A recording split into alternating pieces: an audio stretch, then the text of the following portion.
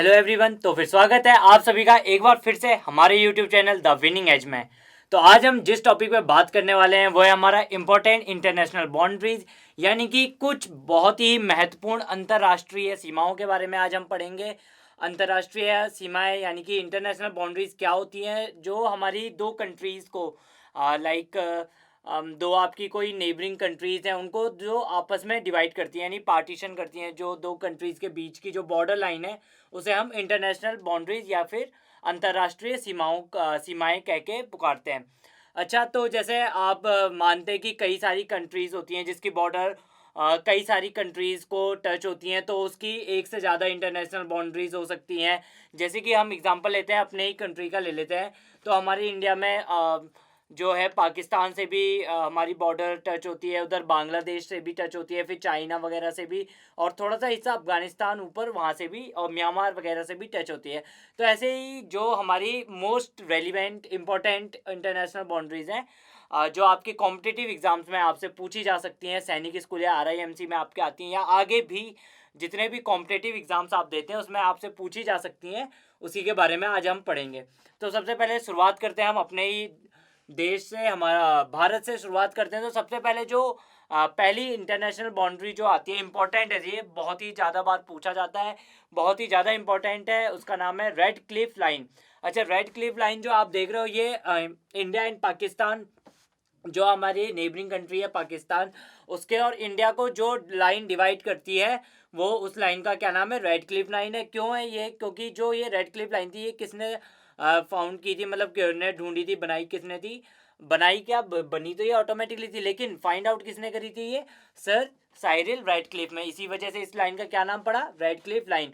अच्छा, अब आप जैसे कि यहाँ पे इमेज में देख सकते हैं, यहाँ पे आपको ये जो रेड मार्क दिख रहा है, यहाँ पे ये वाला रेड मार्क है, तो ये हमारी क्या है, रेड क्लिफ लाइन ये वाली है। और यहाँ पे ये बांग्लादेश की जो आप बाउंड्री देख रहे हो जो इंडिया से टच होती है, यहाँ पे ये बांग्लादेश का बॉर्डर जो है।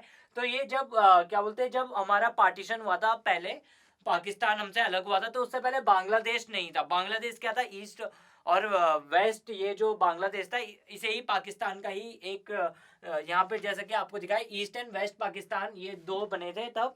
बांग्लादेश तो उसके बाद उसका नाम पड़ा जब बांग्लादेश भी पाकिस्तान से अलग हुआ, उसके बाद बांग्लादेश एक अलग कंट्री बना। लेकिन जब इस लाइन का नाम दिया गया था तब ये बांग्लादेश जो अभी के दिनों में बांग्लादेश जिसे हम कहते हैं, वो पहले पाकिस्तान का एक हिस्सा था। और वहाँ पे जो पार्टीशन होता था, जो हमारे कंट्री से और बांग्लादेश के या फिर पाकिस्तान के जो पार्टीशन होता है, मतलब अलग अलग करते हैं इन तीनों को, तो उन लाइन का क्या नाम है, रेड क्लिफ लाइन।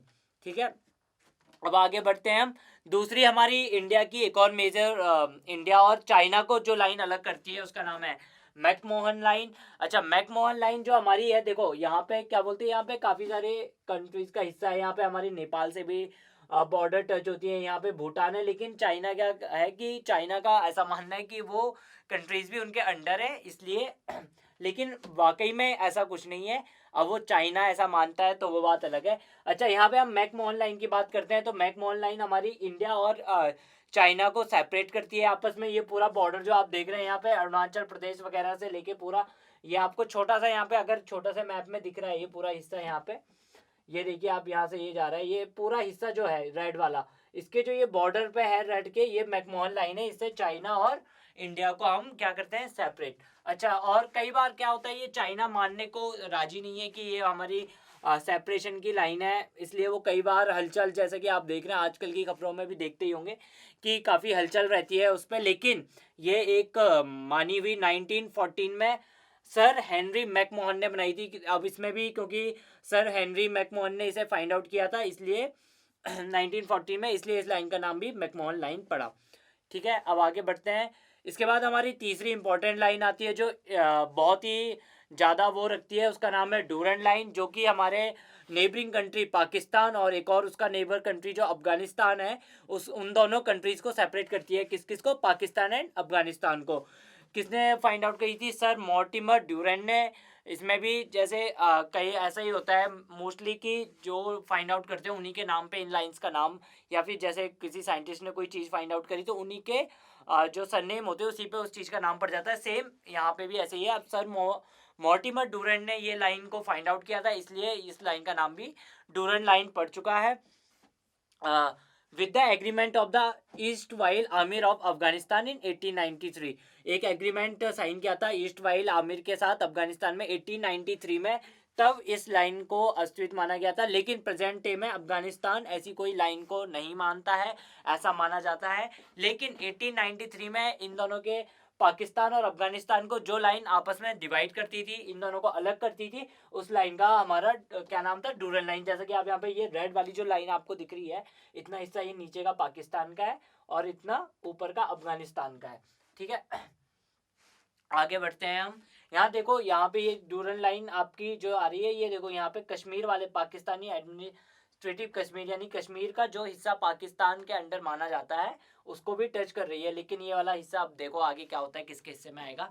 लेकिन अभी हम डुरैंट लाइन की बात कर रहे हैं, तो अफगानिस्तान और पाकिस्तान को जो लाइन डिवाइड कर रही है उस लाइन का नाम है डुरैंट लाइन। ठीक है, अब आगे बढ़ते हैं। चौथा हमारा आता है हाइडेनबर्ग लाइन। यह हाइडेनबर्ग लाइन किन दो कंट्रीज को सेपरेट करती है? हमारी दो कंट्रीज आती हैं, पोलैंड एंड जर्मनी को। It was a German defensive line in French territory during World War one, यानी कि जब पहला वर्ल्ड वॉर हुआ था उसमें जर्मन डिफेंसिव लाइन, इस लाइन को माना गया था। यानी कि आप ऐसा कह सकते हैं कि एक जैसे डिफेंसिव लाइन जब आक्रमण होते हैं तो आपने किसी मूवी वगैरह में भी देखा होगा, एक डिफेंसिव लाइन खड़ी कर देते हैं, उसी प्रकार जर्मन डिफेंसिव लाइन भी माना गया है इसकी इस हाइडेनबर्ग लाइन को। It was rendered irrelevant by the treaty of Versailles in 1919, यानी कि इसको इररेलीवेंट करार दिया गया ट्रीटी ऑफ वर्सलाय में 1919 में। लेकिन उससे पहले हाइडेनबर्ग लाइन को माना गया। पोलैंड और जर्मनी, ये आपको डार्क रेड लाइन यहाँ पे अगर दिख रही है, ये वाली जो यहाँ पे है, ये डार्क रेड लाइन आपकी पोलैंड और जर्मनी को सेपरेट करती है। ठीक है, तो पोलैंड और जर्मनी को आपको ज़्यादा याद रखने की जरूरत नहीं है किसने फाइंड आउट करी थी या और किन दो कंट्रीज को सेपरेट करती है और लाइन का क्या नाम है। ये थोड़े मोस्ट की पॉइंट्स है जो आपको अपने माइंड में एकदम से याद रखने हैं। अच्छा, आगे बढ़ते हैं। हमारा आता है चौथी इम्पोर्टेंट बॉर्डर है जो वो है मैगिनॉट लाइन, जो कि हमारी जर्मनी और फ्रांस दो कंट्रीज को सेपरेट करती है। It was a defensive line at the French border toward Germany before World War two. अब उस वाले में तो वर्ल्ड वॉर वन था, लेकिन इसमें वर्ल्ड वॉर टू की जो डिफेंसिव लाइन थी एट द फ्रेंच बॉर्डर के और जर्मनी के बॉर्डर पे जो डिफेंसिव लाइन थी उसको ही मैगिनॉट लाइन के नाम से जाना जाता है। The Maginot line was rendered obsolete following the successful invasion of France by Germany following the outbreak of World War two. ठीक है, ऐसे कि आप मैप में देख सकते हैं, ये जर्मनी और फ्रांस के बीच में जो आपको ये रेड वाली लाइन दिख रही है, बेल्जियम, तो यहाँ पे ये बेल्जियम का हिस्सा है, यहाँ से फ्रांस की बॉर्डर यहाँ जर्मनी से टच कर रही है। ये रेड वाली जो आपको लाइन दिख रही है ये ग्रीन वाली जो आपको लाइन दिख रही है, ये मैग्नॉट लाइन है यहाँ पे। ठीक है, ये सेगिफर्ड लाइन, जो सिगफर्ड लाइन है, ये हम आगे पढ़ेंगे। ये वाली मैग्नॉट लाइन है आपकी, ये ग्रीन वाली जो यहाँ पे दिख रही है आपको जर्मनी एंड फ्रांस की। ओके, आगे बढ़ते हैं। आगे हमारा आता है Mannerheim line, Russia and Finland के बीच में ये लाइन है। Finland build this as a defensive line against the Soviet Union for the Winter War during World War to.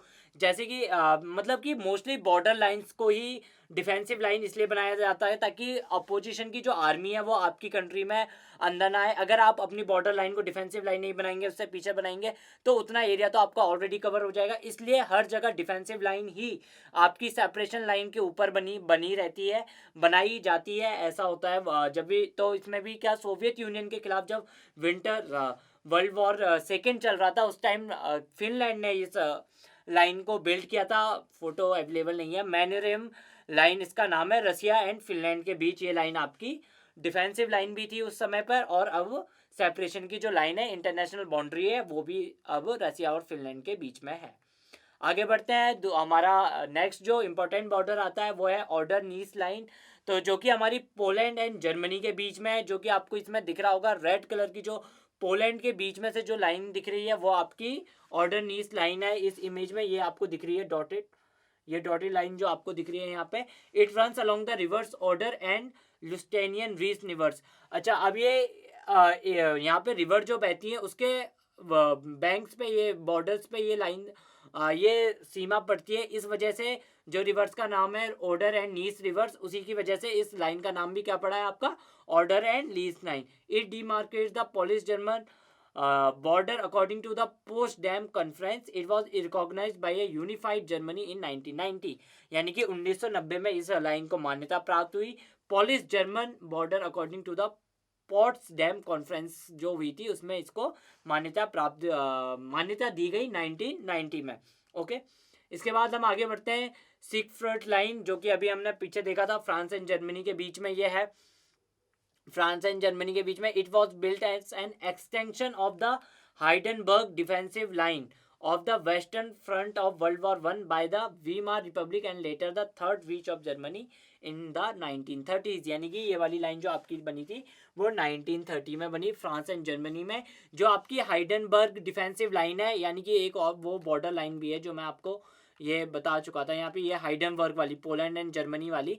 तो इसी के उस पर जो आपकी ये सिगफ्रीड लाइन बनी फ्रांस एंड जर्मनी के बीच में, जो कि आपको यहाँ से दिख रही होगी, ये रेड कलर की जो यहाँ पे लाइन आ रही है, ये ब्लू वाली तो हमारी मैग्नॉट लाइन थी जो कि हम पहले पढ़ चुके हैं। और जो आपकी ये दिख रही है रेड डॉट वाली लाइन, ये आपकी कौन सी है, सिगफ्रीड लाइन। ये दोनों मेंशन है पहले वाली फोटो में भी, इसमें भी, जो कि 1930 में इसे जर्मनी की थर्ड रीच ऑफ जर्मनी में इसे मान्यता, इसे एक तरह के से कम्प्लीटली माना गया था कि हाँ ऐसी कोई लाइन एग्जिस्ट करती है।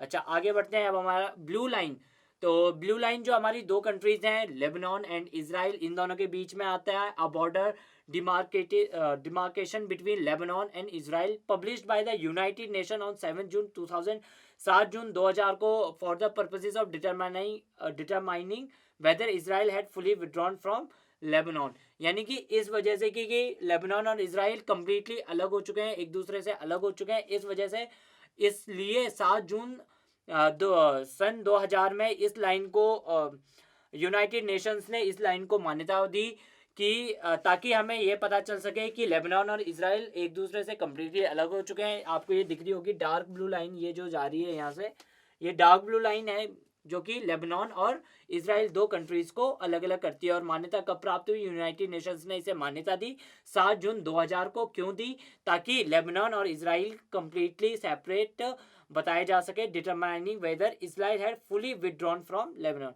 यानी कि इजराइल लेबनान से कंप्लीटली अलग हो चुका है। ओके, इसके बाद है ग्रीन लाइन, और इसके 3 नाम आप देख सकते हैं यहाँ पे, Green Line, Attila Line and UN buffer zone.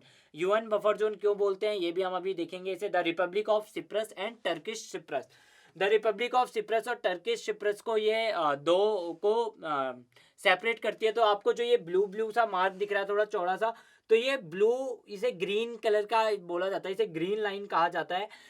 Green line क्यों कहा जाता है, क्योंकि डीमिलिटराइज्ड जोन है ये, petrol by the United Nations peace keeping force in Cyprus that was established in 1964 and extended in 1974 after the ceasefire of 16 अगस्त 1974।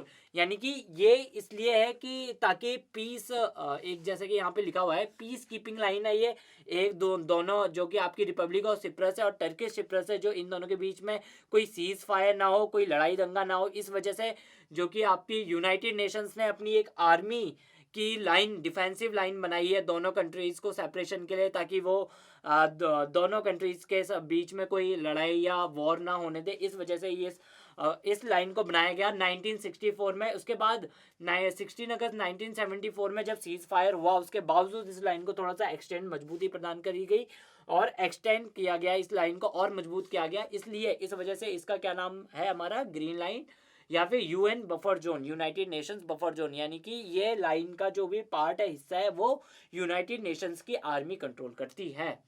इतनी बात समझ में आई। अब आगे बढ़ते हैं हमारी 17 पैरेलल। अच्छा, अब जो ये पैरेलल नाम आ रहे हैं इन लाइंस के, तो ये पैरेलल जो हमारी इक्वेटर से लाइंस होती हैं उसके अकॉर्डिंग, अब ये पैरेलल, उसके पैरेलल जो लाइंस पड़ी रहती हैं उसके अकॉर्डिंग इन जो डिवीज़न कंट्रीज़ में हो रहा है, इस वजह से इन्हें 17 parallel, like 17th latitude from the equator divided east while north and south Vietnam.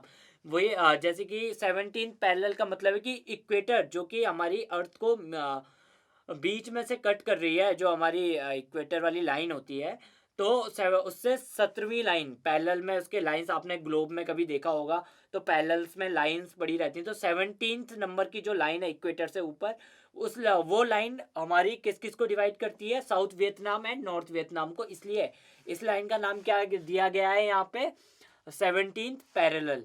Okay, it was demarcated based on the 1954 Geneva Accords. Okay, and the 17th parallel became irrelevant after the unification of Vietnam in 1976. जब 1976 में unification हो गया इनका, Vietnam का एक हो गया ये, तो जब आइडेंटिफाई हुआ कि 1976 में, तब इस पैरेलल लाइन को क्या कर दिया गया, इसकी मान्यता को खत्म कर दिया गया और वियतनाम को एक राष्ट्र माने जाने लगा। ठीक है, तो इतनी बात समझ लेना आप कि 17 पैरेलल इसका नाम इसलिए है क्योंकि ये इक्वेटर से 17th लैटिट्यूड पे ऐसे ही आगे जितने भी लाइंस हमारी आएंगी वो पैरेलल ऐसे ही पढ़ेंगे हम, तो उतने ही लैटिट्यूड पे वो पैरेलल लाइंस होगी। ओके, अब 20th पैरेलल लाइन जो हमारी है वो लीबिया एंड सूडान को सेपरेट करती है। It is located at the 20th northern latitude which is use at the border between Sudan and Libya. 20th northern latitude पर स्थित है ये लाइन। ये जो आपको दिख रहा होगा रेड मार्क यहाँ पे थोड़ा सा, तो ऐसे ये लाइन यहाँ से ऐसे क्रॉस करती है। 20th लैटिट्यूड है, इससे पहले 17 थी ये, सॉरी ये 20th पैरेलल लाइन है इक्वेटर से, यानी कि 20th जो लाइन आपकी जाएगी वो लीबिया एंड सूडान को डिवाइड कर रही है, दो कंट्रीज को। अब आगे बढ़ते हैं 22nd पैरेलल लाइन, यानी 20 से दो और ऊपर 22 इजिप्ट एंड सूडान दो कंट्रीज को डिवाइड करती है। The 22nd latitude north of the equator marks a major portion of the Sudan Egypt border.